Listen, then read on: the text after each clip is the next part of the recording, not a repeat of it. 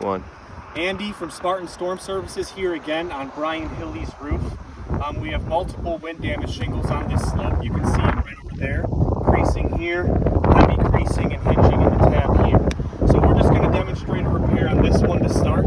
Again, this is a different slope than the other repair just videotaped. Right now, we're just trying to show the consistency of the results that we're getting when conducting these repairs.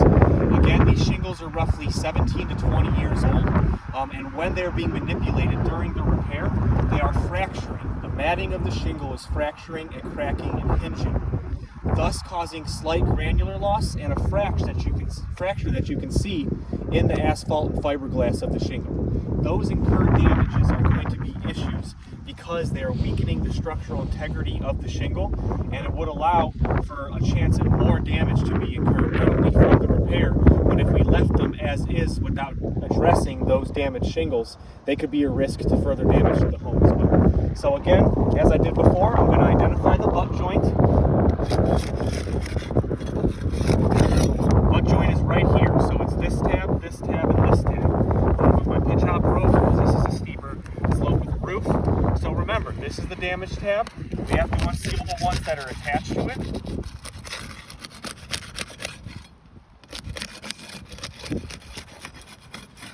The row above it, because the shingles, the nails have to be removed from this row, and then again, the ones that are nailed in above it to make sure we can get the damaged shingle out properly.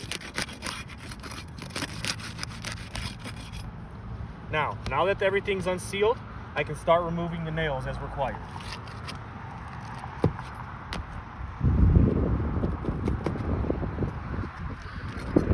And again, I'm not trying to use any excessive force or lift these extremely high. I'm trying to just use the tips of my fingers so that I'm not applying extreme pressure on these shingles surrounding the repair.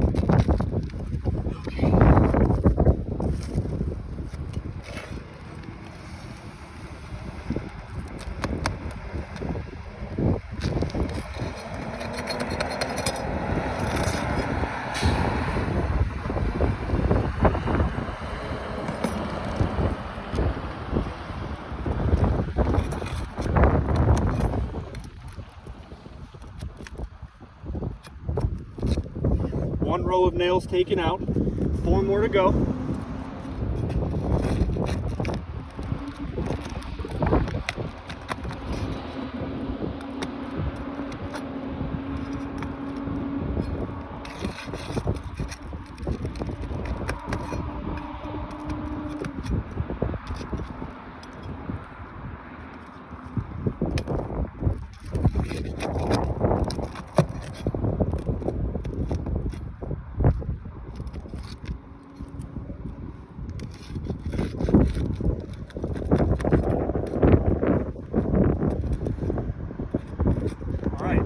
All 8 of the necessary nails are removed so that now I can safely remove the shingle.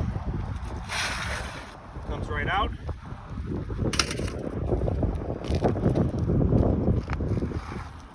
Now again, when installing this new shingle, we only have to lift the surrounding shingles enough to get the nails nailed down properly. They have to be flat against the roof surface and in the correct spot so that the shingle will hold, and that so there's no room for water to get in once the repair is complete.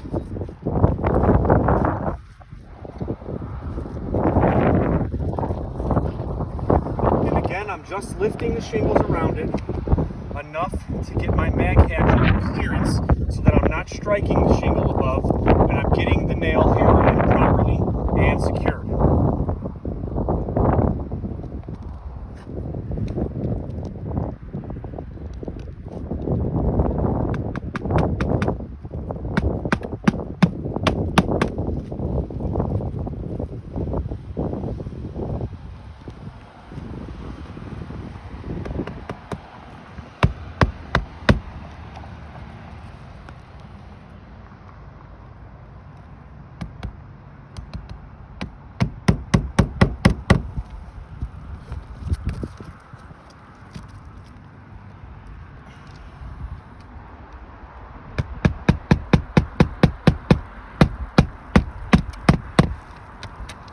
Now again, typically this row does not show as much fracturing because the shingles are above or unsealed.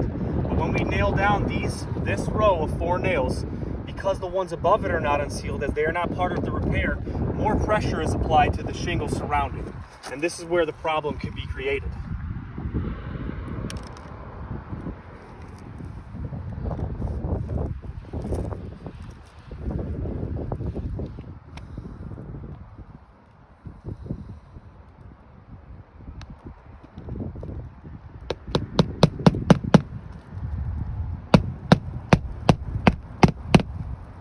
This tab is going to be lifted twice because 2 nails were removed from this area to remove the damaged shingle.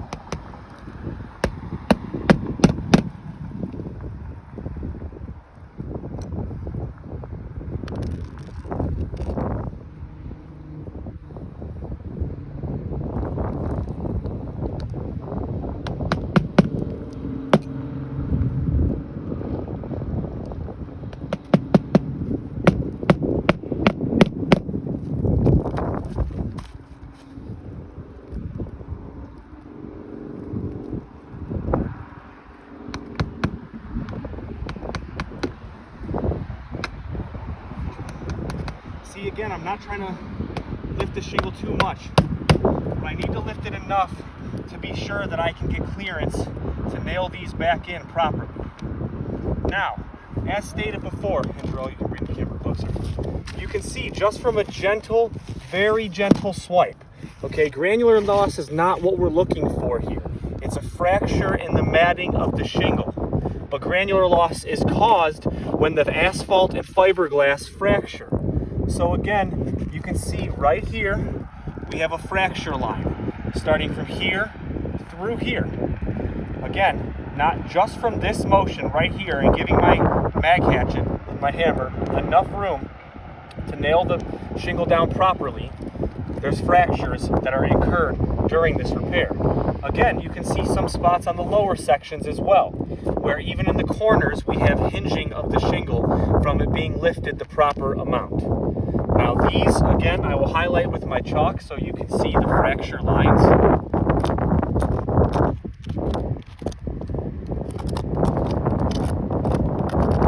Just above that white line, you can see slight granular loss from simulating rain because there is a fracture in the matting of this shingle. It is now risking the structural integrity, of this shingle because of this fracture. It is now more likely to have damage in the future from storms, and this is incurred damages from the repair. Again, just going to highlight, and you can even see some granulars falling off in the fractured area where the fracture is, right here. Okay, that is from just being lifted that much, the necessary amount. You can see the hinge in the shingle, okay, to do the repair properly. This one has it here, and again, the granular loss is not as severe in this side, but again, right above these white marks is where fractures haven't been incurred.